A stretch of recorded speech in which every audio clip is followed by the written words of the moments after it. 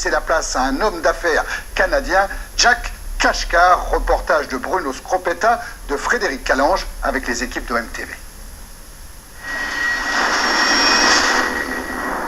Je ne connais personne à Marseille, à part le maire que j'ai rencontré. J'y passe mes vacances depuis 5 ans et ma famille adore la France.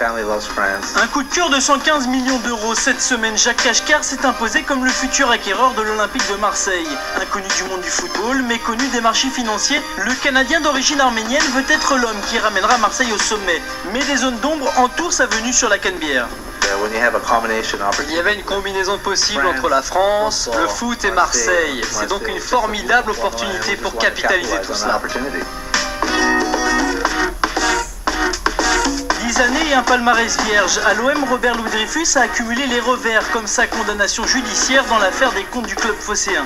Ce qu'il faut voir dans son action, c'est qu'il a investi de sa fortune personnelle des sommes astronomiques, 200 millions d'euros, qu'il a tout fait pour gagner, que malheureusement, sur le terrain, ça n'a pas fonctionné.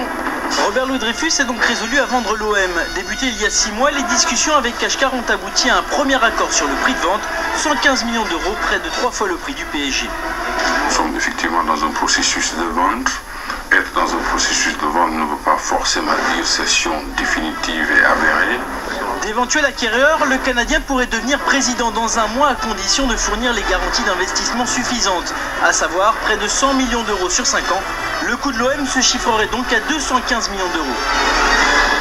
On est là pour faire de l'OM un succès commercial. C'est un homme secret, comme l'est Robert Louis Dreyfus. Peu m'importe qu'il vienne de nulle part, il vient. C'est le plus important. À 43 ans, Jack Kashkar pèse 385 millions d'euros. Cet homme d'affaires nord-américain a construit sa fortune en jonglant avec les placements en bourse et les astuces fiscales. Sa principale fondation est basée en Suisse. Il possède des sociétés à New York et dans les îles Vierges britanniques. Bref, un businessman international mais inconnu dans son pays. Jack Kashkar au Canada, c'était un inconnu pour la scène publique en tout cas. Pour acquérir l'OM, l'homme est donc prêt à dépenser plus de la moitié de sa fortune personnelle. C'est un investissement privé, des fonds propres à notre famille. Il n'y a pas d'autres investisseurs. Les informations publiques disponibles sur mes sociétés sont de l'ordre de 5% de ce que je possède vraiment. Il y a 90, même 99,9% de mes autres activités que le public ne connaît pas. Nous sommes dans les affaires, dans la bourse, le cuivre, le pétrole, les mines d'or.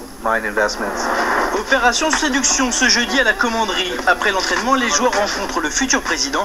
Jack Kashkar veut montrer qu'il connaît déjà l'effectif marseillais. Et Michael Pagis. Vous marquez de très beaux buts. Place ensuite au discours d'usage. Je suis là pour donner tout ce dont le club a besoin, pour me construire, pour gagner le championnat. La visite se conclut par un cadeau remis par Franck Ribéry, le joueur préféré du fils de Jack Kashkar.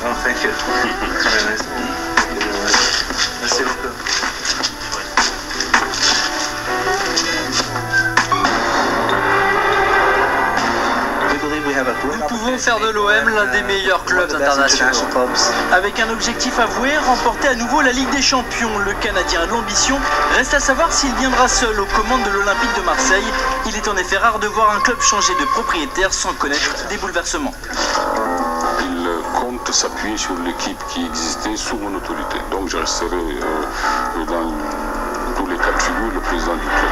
Sur le terrain, Albert Raymond et ses hommes se sont imposés hier face au Mans en 16e de finale de la Coupe de France. Un but signé Nyang à la 120e minute, peut-être le premier effet Kashkar. Kashkar, en tout cas, pour l'instant, dépense des millions avec l'OM, mais je suis certain que ce ne sera pas son dernier mot. Tiens, puisque voilà. Et malin Jean-Pierre Foucault. Allez,